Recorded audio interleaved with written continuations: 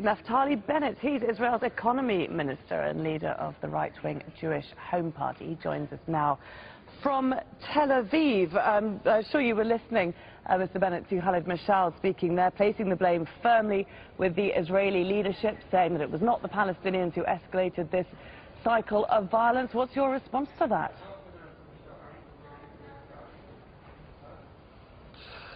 Mashal was talking nonsense as usual. Hamas, the radical terror group, has been shooting hundreds of missiles from Gaza Strip onto civilians in Israel. The good news is that Israel has very advanced technologies that thwart these missiles. The Iron Dome Israeli technology doesn't allow these missiles to hit our cities. But would any other country in the world tolerate missiles being shot on its people, on its families? We won't tolerate this.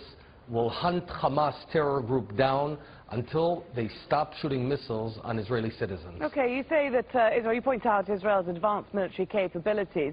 It's also, whilst stopping the rockets coming from Gaza, projecting an assault onto Gaza, over 500 airstrikes since the beginning of the week. They have killed at least 40 people, a number of those civilians.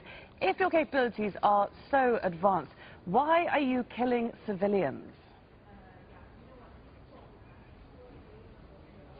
No, Hamas is killing its own civilians. When you have missile launchers hidden within schools, within homes, I myself was a commando fighter and I saw that a missile launcher is in the living room of a home, then you're in effect killing your own children. Hamas is clearly responsible for the very unfortunate deaths of any Arab citizens in Gaza. I'll remind you that 9 years ago, Israel left the Gaza Strip and handed it over to the Palestinians. They promised it would turn into the Singapore of the Middle East, and instead it turned into hell of the Middle East. We will not tolerate a terror state right under our nose. We're going to fight and we're going to win. There's a lot of talk amongst the Israeli leadership about an end game with a new reality. What does that actually mean? Look, the new reality has to be simple. Hamas does not shoot missiles in Israel. Hamas does not dig tunnels into Israel. Hamas does not produce weapons in order to attack Israelis. We're not looking for war with anyone. No one in Israel desires war. However, when we are forced to fight and defend our own people, we will, and we'll do it firmly, and we'll hunt down the leaders, the terrorists, the missile launchers, the tunnels, anything necessary in order to stop this illegal shooting on Israeli citizens. But it's very clear that the escalation on both sides just leads to more violence. Only a few days ago there was talk of a ceasefire, of Egypt getting involved in yet another ceasefire. Now, as you've just heard, we've got Hamas calling for the world to take action against Israeli aggression. Well, Hamas is under severe pressure and distress, and that's the way they ought to be. When they start shooting, and when Israel says, you know what, if you stop shooting, we'll meet quiet with quiet, yet they continued shooting, they're going to get it back. And I don't think the world's running over to save Hamas, because everyone realizes this is a terror group, not unlike Al-Qaeda. Well, we do have the UN all calling for calm. Just another radical Islamic terror group. We do have a number of prominent. That's fine. The UN is calling for calm, but right now Hamas is continuing to shoot missiles on my own home, on my own children. Forget about ceasefire if they shoot missiles. We're going to continue the pressure. We're going to expand our operations against their headquarters.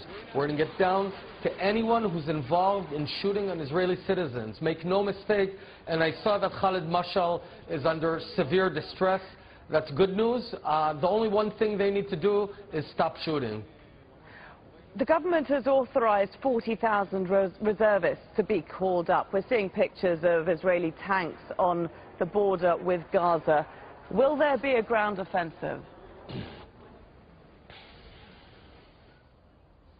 If necessary. We're not in love with going to war, but if necessary, we'll use all means, and all options are on the table. If Hamas continues to shoot missiles from within Palestinian homes, within schools, from within hospitals, do you know that they have production facilities under hospitals in such a cowardly fashion?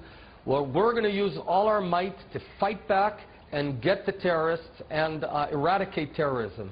You know, there's no secret that your views are extreme within Israeli society. You sit on the far right of the political spectrum. Indeed, you were heckled yesterday at a peace conference in Tel Aviv. You say yourself that you were punched on the way out. People say you're inciting Israeli hatred. Do you accept that your views are very divisive? I think millions of Israelis accept my views, and the good news about Israel, unlike the Gaza Strip, and unlike Syria, and unlike many other authoritarian regimes, is we're a democracy. People can heckle me. That's what a democracy is about. I'm proud to be in a country where, as a minister in the government, I can be heckled and nothing bad will happen to those demonstrators. That's what a beautiful democracy is about. And I wish other countries in this region would adopt such a liberal democracy. Okay. Naftali Bennett, Economy Minister for Israel, thanks very much for taking the time to speak to us there from Tel Aviv.